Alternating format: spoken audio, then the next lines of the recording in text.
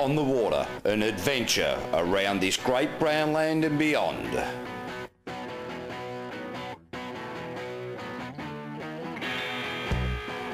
Strap on your life jacket and get set to get wet on the water. Welcome back to Mcpherson Park in Melton as we pick up Dave Bishop and his call of the last round of the V8 jet sprint boats.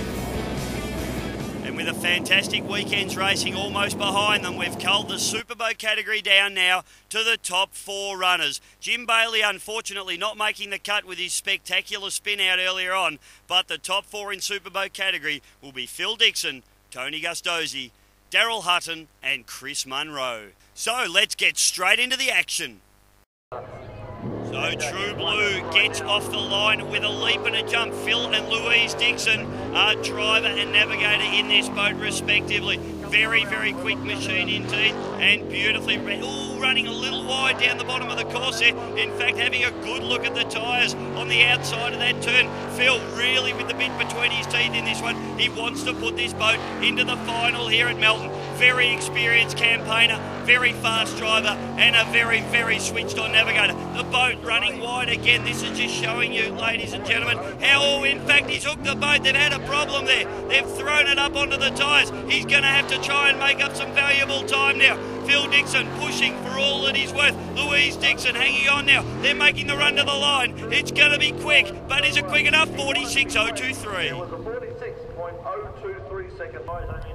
Tony Gustosi's immaculately prepared Excalibur machine now approaches a starter and fires off the start line and charges down through the centre of the course. The Excalibur machine, one of the most beautifully painted jet sprint boats of the circuit, either here or in the world. Almost a shame to get it covered in mud, ladies and gentlemen, as they come down through the left hand of the navigator, working overtime here in the Tony Gustosi South Australian connection. Ooh, a little bit of a hop and a porpoise here, and that's what can cost these guys time, ladies and gentlemen. So now Tony trying to settle this deal down. The boat, another little bit of a porpoise. This is just demonstrating how hard this guy's pushing. He wants to put this boat in the final. He's really pushing very, very hard, and he comes down into the finish gates at a 44.367. And it's a 44.367. Super boats out of New Zealand are very, very fast indeed, and this particular one is one of the quickest. It's the Big Chief with Daryl Hardnuts Hutton at the wheel. Have a look at the gorgeous trumpets on this 600 cubic inch Chevy engine, the fuel injection, and it accelerates away. The Big Chief. This New Zealand crew know the deal very, very well, and they know that they've got some strong competition here at the Melton facility here this afternoon. So Big Chief now, Daryl Hardnuts Hutton, a little bit of a porpoise and a hop there. It just shows again that these guys are trying very hard. We're getting into the pointy end of the deal now, ladies and gentlemen, and these guys know that they have to put their best performance on the water or they're out. So the Big Chief comes down into the finish area, and Daryl Hutton records a 44.083. Chris Munro and Trevor Isles in the Cowrail jet machine out of New Zealand, one of the strongest competitors here all weekend. They know that they have to put in a good time here to put this boat into the finals. They have been blisteringly fast through these. Look at how much track this boat is using here, and Chris Munro really knows the deal. Absolutely centimetre perfect at the moment as he runs the boat through the centre of the course there. The Cowrail jet machine out of New Zealand pushing very hard, in fact running a little wide there, but just beautiful lines. You can see him running wide to get the apex right, in fact even using the tyres to bounce off there at the moment. But the Cowrail jet machine runs down into the finish in a 42.784. So it'll be the two Kiwis, Daryl Hutton and Chris Munro, shooting it out for the final of the superboats. Stick around as we watch the final of the Group A class. So after a solid weekend's racing, it comes down to this, the runoff between two competitors. It's going to be in the final of Group A, Slade Stanley up against Nathan Preddy. The boy Nathan. So last chance to dance now for Slade Stanley in the hazardous machine, and he jumps out of the blocks very, very quickly indeed. He has been very smooth all weekend out of New South Wales. Slade Stanley, the hazardous boat's been very reliable. It's been an absolute credit to its team out there. The team of mechanics that work on this boat have just kept this boat on song all weekend, and Slade has driven it to absolute perfection. Now down through the centre of the course, getting a few of the bumps there, a few of the rollers coming back off the tyres, but the hazardous machine looking good. In fact, not being unsettled at all, just running a little bit wide there and a little wide again, which shows that they are pushing extremely hard. This is the last opportunity to get to post. Good time here this weekend. They've got Nathan Pretty to beat. They come down and they cross the line in a 46.514. So, last chance now for Nathan Pretty and Casey Lack to do the business here at Melton, Victoria. The Victorian prepared entry, the True Blue machine, prepared out of the Dixon Racing stables. He has got a time to beat of 46.514, set by Slade Stanley in the hazardous machine. Now True Blue, this is where Nathan Pretty really needs to step up to the plate. Casey Lack, his navigator, she has been working hard all weekend, and this is the last opportunity for these guys to put the boat on the winner's podium as they come down through the centre of the course. The True Blue machine looking very settled indeed. In fact, looking very smooth and fast. He seems to be able to pull out quick times whenever he needs to. Nathan Pretty, he comes down. He needs to beat fast time, and he comes to in a 45.915 and takes the win, ladies and gentlemen. Casey, the navigator of the True Blue 2 machine, you've just taken out the win. How does it make you feel? Unbelievable. It was a fantastic ride. He did an awesome job, and I was glad I was there with him. Sensational. They've got the crew chief here, Cole. Now, mate, you've obviously got the boats running right this weekend. You've taken out the Class A. Great for the team. Yeah, sensational. Great for Phil Dixon and his wife and the whole team. You know, it's a big team. It's a big effort with 2 drivers, 2 navigators, and Nathan's has just done an awesome job, along with young Brooke. And yeah, the boat's sweet, the engine's sweet, everything's fantastic. Now, Casey, Nathan had to run off apparently for a flight. What's the story? These supercar drivers reckon they're rock stars. Yeah, he does. He can't handle it, I don't think. Well, you've obviously teamed up with someone really good, and as you said, Colin, the team is absolutely fantastic, and congratulations again. Thank you very much. Thank you. Look, it's a privilege to be part of Phil's team, and yeah, congratulations to a lot of them.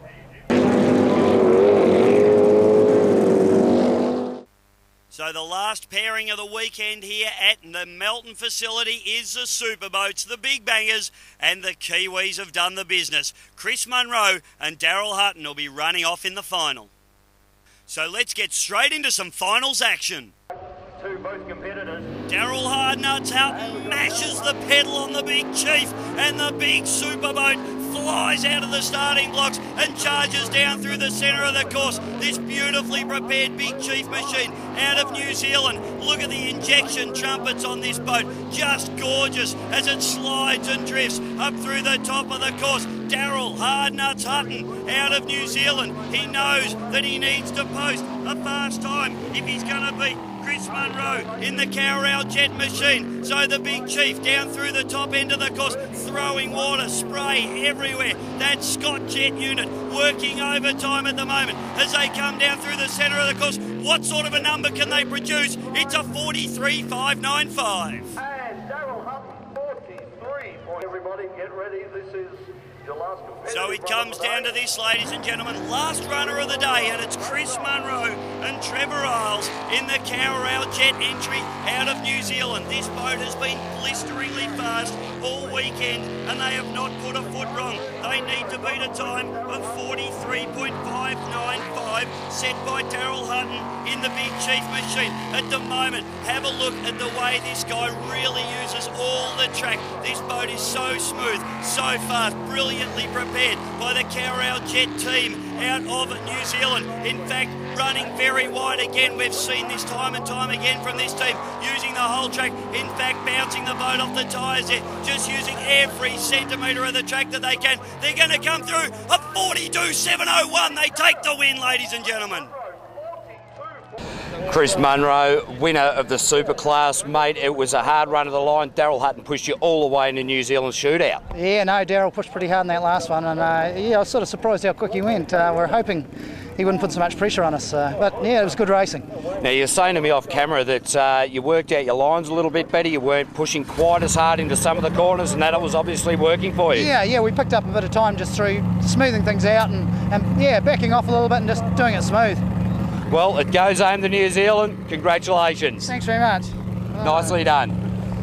And as we sign off from Melton, I'd like to remind you, whether you're sailing over the horizon or even over your local pond, a bad day on the water is better than a good day at work. See you next week.